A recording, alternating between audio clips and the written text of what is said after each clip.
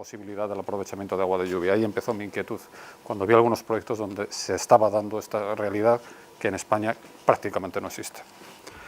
Y se trata de un escenario, de un recurso que no figura en el escenario hídrico habitual como uno más, por lo que mi propuesta es que se avance en la investigación que he iniciado por mi parte. Hoy vamos a hablar más bien de avanzar en lo que querría hablarles, que es de esto que se representa aquí simbólicamente, que es captar agua de lluvia en una casa o en unas superficies, guardarla en un tanque y disponer de ella en el momento adecuado. Pues miren, una instalación de agua de lluvia, por ejemplo, esta es muy sencilla. ¿De qué se trata? Primero, de captar agua en una cubierta, simple. Luego, de conducirla por una bajante. Todos tenemos bajantes en nuestras casas y normalmente estas aguas se van al alcantarillado. Esto es la propuesta, que no se vayan al alcantarillado, donde además nos cuesta dinero, porque hay que tratarlas. Luego necesitamos un tanque donde guardarla. Y luego necesitamos, aquí casi no se ve, un grifo, por donde sale el agua para un consumo concreto. Los tanques están enterrados, son más grandes, son más discretos, hay unas unidades que nos dicen el agua que está entrando, si tengo que meter agua de red, si tengo que complementar, etc. Y evidentemente hay unas redes que nos llevan el agua a los sitios de consumo. Hay un entorno ya de por sí fundamental, que es el entorno agrícola, como esto. Esto es una fotografía en América Latina, donde es fundamental, hay la cubierta del edificio, lo recogen y este señor pues guarda el agua para cuando la necesita. Fíjense, tanques incluso elásticos, flexibles, se pueden enrollar, guardar, meter en un camión, llevarlo donde lo necesiten. Me parece una solución fantástica, pero fíjense el tamaño, Fíjense el tamaño con el coche. Este documento que habla de la economía circular, que ahora está tan de moda, pues fíjense de qué cosas habla, mire. Habla de la depuración de aguas, de la reutilización, del tratamiento, del reaprovechamiento, de aguas regeneradas, de la gestión sostenible, del suministro, del uso eficiente. Habla de todo.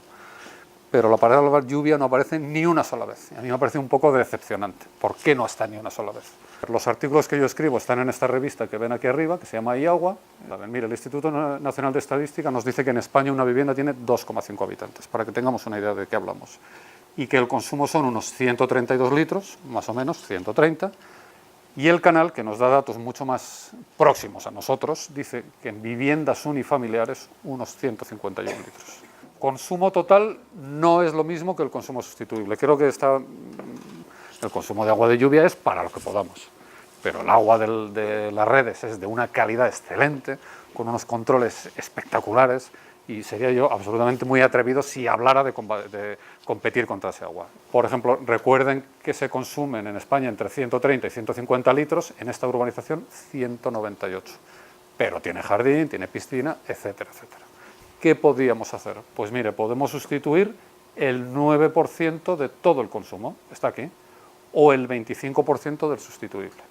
Que consumen en regar, luego hablaremos de esto, 1.540 litros por metro cuadrado. Entonces quédense con este dato. A mí me parece que no es un dato muy potente, es el 9%, pero ya el 25% de lo que podemos sustituir ya empieza a ser interesante. Por ejemplo, esto es no una urbanización, sino un chalet unifamiliar de unos amigos. Consumen 326. Acuérdense que antes eran casi 200. Lo ven ahí abajo, ¿verdad? 198. Y ahora hemos pasado a 326. Es una familia cuidadosa, goteo, todo cuidado, pero se llega a esto. Y tienen una pequeñita piscina, han bajado de 1.500 a 600 litros en el césped, pero sigue siendo muchísimo consumo. Ya ahorrarían el 15% de agua y de la sustituible el 33%. Este instituto, porque se hagan una idea, tiene 380 alumnos. Es un centro normal y corriente. Y yo no tenía ni idea de lo que gastan los alumnos. Pues mire, gastan 19 litros al día, cada día del año. Podrían ahorrar de todo el consumo el 27%. Ya vamos subiendo. Y de la parte sustituible el 43%, que ya empieza a ser muy interesante. Y digo, bueno, ¿y qué pasará en el privado? Pues mire, ¿se acuerdan que era 19 litros lo que gasta un alumno en un instituto público? En el privado 32. Que tiene más zonas verdes, es verdad. 2, que tiene comedor, y eso hay que mantenerlo. Tiene una pequeña piscina, es decir, tiene un poco más de servicios. Se puede llegar al 37% del total del agua. Y si solo fuera la sustituible, el 56%. Que el mayor problema que tenemos en las instalaciones de agua de lluvia es que cuando llueve no se consume, y cuando se consume no llueve. Por ejemplo, en el riego. Pero es que el colegio se cierra en verano. El con lo cual el consumo se reduce. Y por eso salen datos tan interesantes. Y a veces se produce tanto más agua que la que consumimos que el tanque se desborda y la tira. En este caso se tiran 172 metros cúbicos al año. Se podrían usar para otra cosa porque sabemos cuándo se produce. Este es el Club Deportivo Numancia de Soria. Un equipo modesto. No es un campo pequeño, es un campo de 8.700 espectadores. No está mal, es un campo majete. Y tiene 8.000 espectadores y 8.000 metros cuadrados de cubierta, los dos datos. Miren, aquí cada asiento, aunque esté vacío, gasta 223 litros de agua al año por persona, que también me llamó la atención. Es un consumo alto. Evidentemente los deportistas están ahí todo el día y también el público cuando va, pero se consume mucho. Más 700 litros de regar. Perfectamente el 25% del agua o el 34% de la de riego. Pero fíjese, con unas cubiertas tan grandes, casi producen 1.500 metros cúbicos de agua al año que no necesitan. Un centro que hay en Las Rozas de desarrollo de discapacitados intelectuales, que ya les recomiendo que cuando tengan un ratito lo investiguen. Se llama la Fundación Trébol. Entonces tienen equipos de estos hombres y mujeres con jardineros profesionales, con conductores, con gente que sabe manejar la maquinaria y les llevan y trabajan para empresas públicas y privadas en labores de jardinería, en Las Rozas y en Las Matas y en muchos sitios por allí. Y ganan un dinero. Tienen invernaderos, como ven aquí, tienen mucha superficie jardinada y practican y aprenden su trabajo. Entonces yo entré, evidentemente porque me gustaba conocer la fundación, pero para ver cómo es la parte de jardinería. Gastan 800 litros, que estamos siempre en unos valores muy altos de consumo, y fácilmente dentro de la propia instalación se podría ahorrar el 15%, el 23% solo del agua de riego. También produce un excedente porque tiene una superficie muy buena de cubiertas. Esto es un hospital de animales, un refugio de animales que hay en Majadahonda, si alguien lo conoce, Grefa. Está en el Monte del Pilar, que también me pareció curioso porque el consumo es animal, la inmensa mayoría. Y dije, bueno, y aquí pues parece un sitio también muy interesante, tiene mucha superficie. Y lo mismo, imagínense, aquí la parte que no podemos tocar es del 36%, pero todo lo demás lo podemos tocar y el 43% se puede sustituir. Es un valor fantástico. Bueno, este es de esos ejemplos así más estrella. Esto es un centro de ocio que hay en Las Rozas, por si lo conocen. Yo les he hecho un estudio y por eso sé los datos. Tiene 24 salas de cine, en fin, cualquiera que haya ido lo conocerá. Fíjese que consumen 14.500 metros cúbicos al año de agua. Estamos hablando de consumos enormes de agua sin entrar en los locales comerciales. Podríamos ahorrar el 26%. Tienen una superficie de cubiertas de más de 20.000 metros cuadrados. Y yo aquí he propuesto que se usaran 15.000, porque sobraba agua por todos los lados. Y en ese escenario se podría sacar un rendimiento, pues aquí lo ven, del 26% o del 30% del agua. Pero fíjese, casi 1.400, otra vez grandes superficies, nos dejan estas posibilidades de tener grandes excedentes de agua. En Soria hay unos huertitos, un huerto muy simpático. Por supuesto consume agua del grifo, agua de un acuífero, el acuífero lo seca, en fin, todo siempre, pues, todo muy estresado. Se quedan sin agua, todo esto. Al ladito del huerto hay unos almacenes municipales que tienen 3.000 metros cuadrados. Y claro, uno lo ve y dice, ¿y esto? Pues fui a hablar con la concejala, me recibió, me aguantó, digo, pues sí, pues tal, quiero estudiar, pum, déjeme, venga, vamos a estudiarlo. Bueno, podíamos captar agua de lluvia de los almacenes municipales, llevarlo a un tanque que ya tiene este huerto, que hoy se abastece de un acuífero que están secando, no secarlo, ir de esa cubierta a este edificio, y les sobraban 800 metros cúbicos al año para usos municipales, después de regar el huerto. Y después todavía les sobra agua para el acuífero. Por ejemplo, la contrata de basuras, ¿por qué va a limpiar la calle con agua del grifo? Esto es demencial. Váyase usted a los almacenes municipales y sáquela de un tanque que ya tengo allí. El tanque no sirve un camión de bomberos viejo, no hace falta mucho más. Ahorros del 25% de todo o del 38% de lo que podemos sustituir. Y otro dato interesante es recordar lo que se gasta en riego, que también me ha impresionado cuando lo he visto en bloque y luego lo juntas los datos, pues me ha impresionado esos 1.500 litros en una urbanización, 600 en una vivienda, 800 en un campo de fútbol, 500, 800 en huertos y jardines, es muchísima agua. Y aquí les recuerdo que la lluvia en España es de 650, pero es que en Madrid son 420. Estamos muy por debajo de poder, si la pudiéramos guardar y almacenar. No llegamos a abastecernos. Ahora voy a volver a hilar con lo de la España 2030, ese proyecto de llegar a una España...